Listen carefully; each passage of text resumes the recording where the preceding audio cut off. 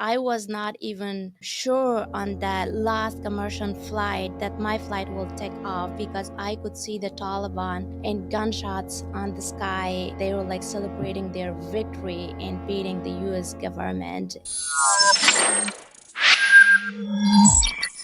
We're honored to have Zizi. I'm so glad that we get an interview to explain who you are, what you've done, and how might it play with what's going on in the Middle East right now. I'm so excited that you're here. And I thank both you and Lori that are both here today. Basically, you can call her originally a refugee, but I would call her an escapee, where she actually escaped from Afghanistan. And her story, and I can't even begin to do it justice, what you had to do to come here. And I think the neatest thing that I even think about you, when you had come to my house at one point and told me and my daughters just a little bit of your story, and I couldn't believe it. And I thought it was wonderful. And two of my kids are Chinese, and they needed to hear how somebody had to really have a difficult way to get here and how much you love America now. But it wasn't just that you were adopted, put on a plane, and brought over here. You had to escape. And so could you tell us, first introduce yourself, and then tell us what you had to do to come to America? All right. Thank you so much for inviting me to this show today. And my name is Zamzama, but I go by Zizi.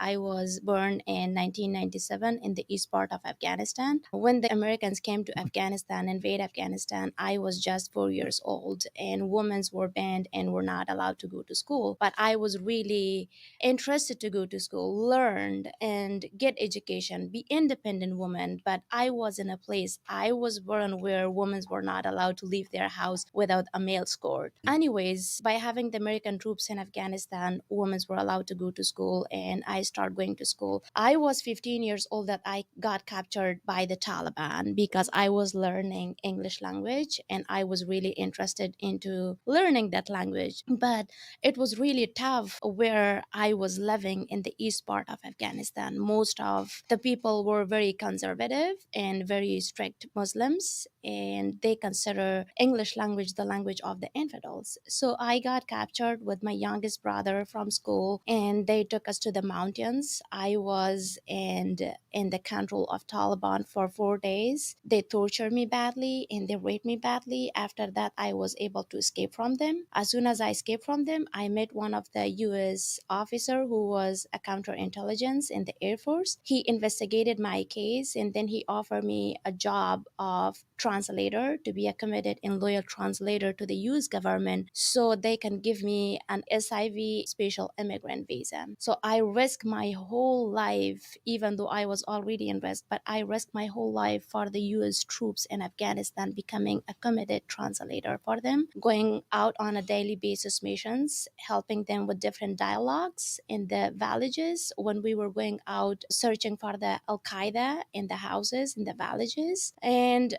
I was just 16 years old. When we were coming back to the base, I could still feel the heavy weight of body armors that I was wearing in going out with the US military in helping them with my language skills and culture expertise. So this way my job was continue with the US military, and also when the word got out that I'm helping American troops, the Taliban became more mad and they targeted my family. They put bomb on my families, and then after that, we moved to Kabul. I had a press conference. What do you mean they put a bomb on your family? They put a bomb, like a grenade, on my family to destroy and kill my whole family because I was. So was this at a house or? Yes, it was at a house. So they succeeded? No, luckily my family survived that. Nobody got killed, but they destroyed our house. And then after that, my father and my youngest brother, we moved to Kabul. I had a press conference, speak out against the Taliban and asking for safety from the Afghan government to provide security for my family because they were not safe. And then I was told that there are a lot of women that they are sacrificed here, and you're one of them, and we cannot do anything because the Taliban are rooted in the mountains. But I had a superhero father who helped me and supported me for my dreams, and we never give up. So still I continue my education in Kabul. Also, I was helping the US military in Kabul. Most of my translation was money deals because we were transferring a lot of money in building facilities for the Afghan government and train them to be independent to fight the Taliban back when they're getting control of Afghanistan. When you went back, you started working. with the United States, the special forces. Your experience there was great. I'm assuming in regards to getting help. Yes, I was the first and only female translator at that time that I became a translator in Jalalabad province. I was helping Marines, Special Forces, Air Force, Army, all branches of the US military in Afghanistan, but they were also helping me. It took me 10 years to get the special immigrant visa. Even though my life was in danger, I have accomplished so many things, and I risked my whole life for the US military to make them accomplish in Afghanistan what they wanted to accomplish. That is just huge. That's beautiful. Absolutely beautiful. Zizi, how many years ago were you able to get away or get out of Afghanistan and get to the United States? I started that application and that process in 2012. And you got here when? I got here when my country, Afghanistan, collapsed. Oh, I was in the last commercial flight oh. getting out of Afghanistan. Can you talk about what those days were? Because from a political standpoint, most Americans think we deserted so many Afghan people who helped the United States, which is why I'm glad that your experience with the United States was a good one. And if I'm saying that wrong, correct me, because all I saw were all these people. We were able to save people, but so many others were left behind to deal with whatever the hell that they're having to deal with. It was a total chaos. It was not a good idea the way that the US government pulled out from Afghanistan, especially for those translators that they risked, they sacrificed their whole life, like me. My family left behind in Afghanistan, and they sacrificed their whole life for the US military to support me, to help them according to my language skills and culture expertise. It was really tough, especially when US military as an interpreters me, we did so much, and then all of the sudden left everything behind and get out of Afghanistan and left all those interpreters behind. It was just terrible. It was heartbreaking.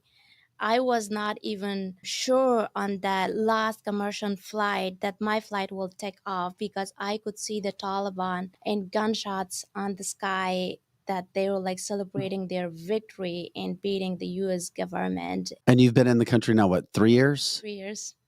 What are you doing now? Right now, I'm doing motivational speeches for the high school students and university students. And my recent speech was at Yale in Connecticut. You're blowing me away, that's for sure, with everything that you've been through, what you've done, what you've accomplished, what you've seen, what you know. When we see what's happening in the Middle East with Israel and Hamas, I get an idea from what you've already said just now. But for people who really don't know what's going on with that situation from your perspective, can you break down from what you've seen and experienced and the kind of attitude and feeling that's there?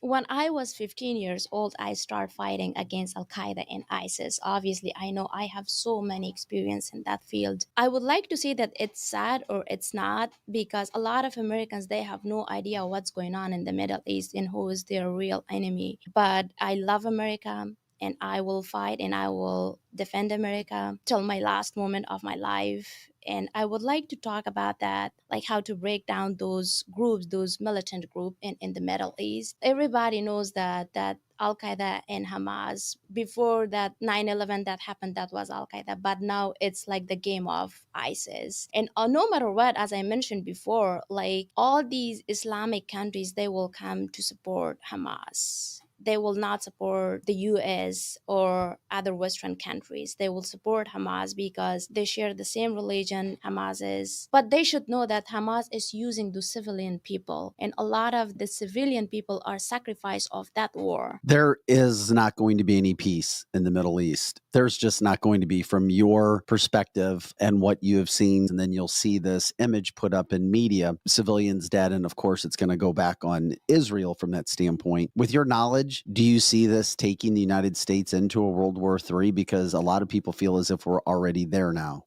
it is. This war and all these, like Hezbollah is getting involved supporting Hamas, and Iran is getting involved in this war, and eventually Turkey and other Islamic countries will get involved in this war. It is leading to the World War III. Prior to meeting Zizi, I was already working with an organization who was trying to get out at-risk Afghans. At that time, we had moved almost 120 people in the middle of the night by taxis, by planes, by any way means necessary into Pakistan, into safe houses. She came over and told us her story, and I agreed to help her family.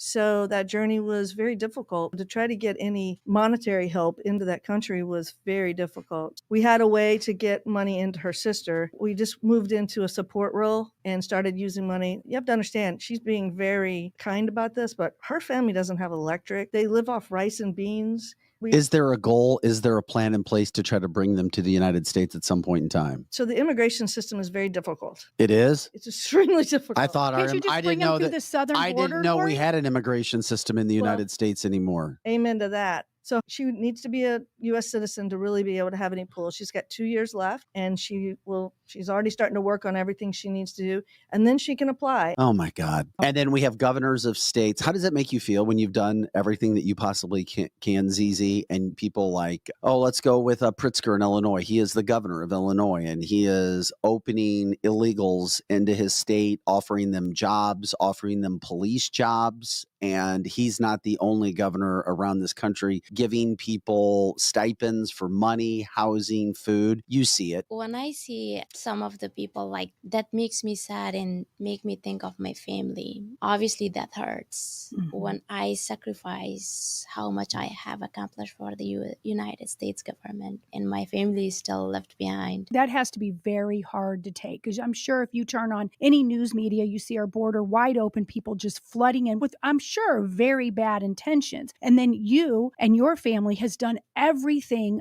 good for the U.S. troops. Yes. And you can't get them over here. Thank you so much, ZZ. We appreciate you guys. Lori, thank you for everything you've done and your family, and bringing ZZ in and doing everything that you have.